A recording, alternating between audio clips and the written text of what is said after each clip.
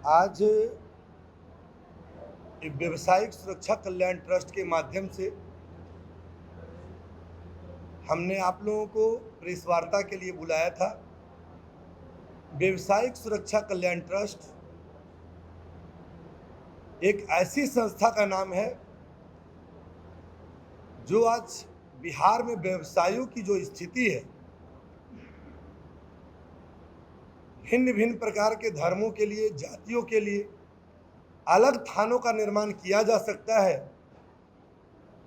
तो व्यवसायिक वर्ग के लिए भी हमारा राज्य सरकार से ये मानना था कि हर एक जिला में एक व्यवसायिक थाने का निर्माण कराया जाए।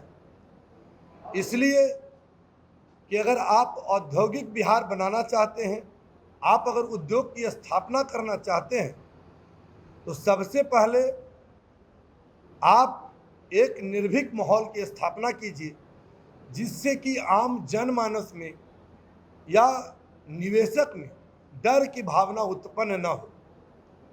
आयो दिन जिस तरह से व्यापारियों को आसान चारा बनाया जाता है, गली के गुंडे से लेकर करके प्रशासनिक पदाधिकारी तक या थाने के पदाधिकारी तक या संबंधित जितने भी संस्थाएं हैं, वो किसी न किसी प्रकार से व्यवसायिक वर्गों का शोषण करते हैं। तो व्यवसायिक वर्ग खुद व्यवसाय में जुटे रहने के कारण अपनी लड़ाई वो नहीं लड़ पाते हैं। इस लड़ाई को लड़ने के लिए इस संस्था का निर्माण किया गया है कि अगर किसी तरह से कोई भी व्यक्ति या कोई भी अनर्गल लोग अगर आपको डराने का काम करते हैं, भयभीत करने का काम करते हैं, तो आप इस व्यावसायिक सुरक्षा कल्याण ट्रस्ट से जुड़ करके अपने स्थिति से अवगत कराएं। हमारे व्यावसायिक कल्याण ट्रस्ट का बिहार के हर एक जिलों में संबंधित कार्यालय अगले महीने से काम करेगी, जिसका नंबर हमारे वेबसाइट पर जारी होगा।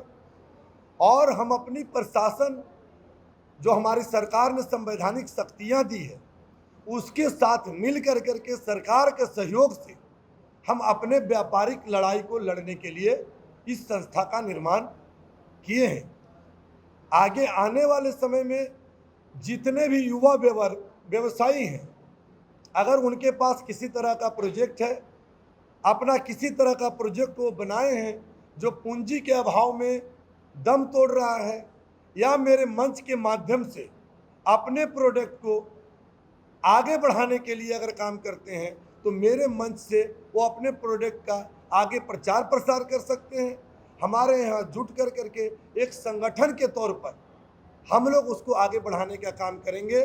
जिस तरह से सर्दी से बचने के लिए आप स्वेटर का प्रयोग करते हैं, पैर में आप जूते का प्रयोग करते हैं कि आपका पैर कंकड़ से, कांटों से बच सके, उसी तरह से हम इस संस्था का निर्माण किए हैं कि अब कोई भी व्यवसायिक वर्ग अपने आप को बिहार में अकेला महसूस नहीं करेगा।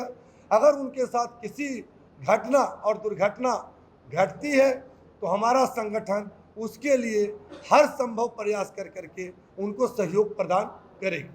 उस नंबर को आप मीडिया बंधु से आग्रह होगा कि संपर्क सूत्र, इससे जुड़ने के लिए संपर्क सूत्र, इतने नंबर को आप बोल्ड करके दिखाएं ताकि बिहार के हर लोग हमसे जुड़े।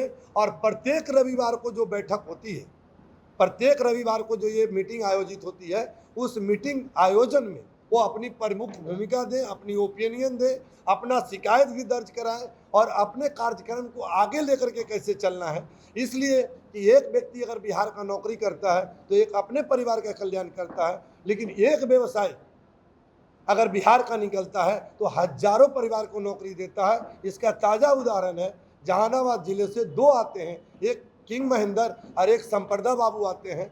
दो व्यक्ति दवा की कंपनी बिहार के लोग हैं जो चलाते हैं, और वो पूरे बिहार से 10 लाख लोगों को रोजगार देने का काम करते हैं। तो मुझे लगता है कि हर कार्य के लिए आप सरकार को दोषी ठहरा नहीं सकते हैं। अगर दोष है तो हम जैसे युवाओं में है, जो हम लोग बिहार को उद्यमी नहीं बनाते हैं, उद्यमी बनाने के तौर पर काम नहीं करते हैं, कार्य न करने के कारण बिहार पीछे है, उसके लिए सरकार कहीं से दोषी नहीं है। हम लोग अगर अपना कॉन्सेप्ट आगे बढ़ाएंगे, सरकार उसके लिए आगे आएगी और उसको आगे आना मजबूरी होगा। ये मांग रहेगा कि पहले हम लोगों को जिस तरह से जिला स्तर पर एक व्यावसायिक थाना का निर्माण करें, जिसमें जीएसटी अधिकृत व्यवसायियों की सारी सुनवाई हो, वो अपनी वहाँ पर सुनवाई के लिए जा सके, उनमें एक विश्वास की भावना पैदा हो कि हमारे व्यवसायिक वर्ग के लिए सरकार ने एक व्यावसायिक थाना का निर्माण किया है, इसलिए उसे ये लगेगा कि हमारे उन्नति के लिए, हमारे संरक्षण के लिए इस थाना का निर्माण किया गया है। तो व्यावसायिक थाना का निर्माण किया जाए। दूसरी बात, हम लोगों को लोन देने में, कर्ज देने में जो बैंक की आनाकानी है, उसके लिए हम लोग व्यवसायिक सुरक्षा कल्याण ट्रस्ट के तहत एक प्रतिनिधि मंडल बना रहे हैं कि अगर मेरा सिविल ठीक है, मेरी व्यापार सही है, मेरा ट्रांजैक्शन सही है, हम लोग आपको टैक्स दे रहे हैं, तो आखिर किस आधार पर हमारे लोन को आप खारिज करते हैं और क्यों नहीं हमको लोन दिया जाएगा। सबसे बड़ी स्थिति आती है कि आप बगल के उड़ीसा चले जाएं या किसी अन्य स्टेट में चले जाएं, तो जब आप किसी उद्योग की स्थापना करते हैं तो सरकार वहां 1 साल तक आपको बिजली मुफ्त देती है या 2 रुपये यूनिट देती है, लेकिन देश में सबसे महंगा बिजली दर हमारा बिहार में। तो क्या इस बिजली दर के आधार पर हम अपने व्यावसायिक प्रभाव को बढ़ा पाएंगे? हम मार्केट में कंपटीशन कर पाएंगे? नहीं कर पाएंगे। तो सरकार से ये मेरा मानना होगा कि जो व्यावसायिक वर्ग है उसके लिए बिजली की दर एक निश्चित किया जा सके, जिससे कि मार्केट में प्रतिस्पर्धा करने में उसको आसानी हो सके। संविधान में सभी शक्तियां आपको दी गई है, जानकारी के अभाव में भूलवश उस स्थिति को आप सहायता के रूप में नहीं ले पाते हैं। सरकार ने मुझे हर सहायता दिया है।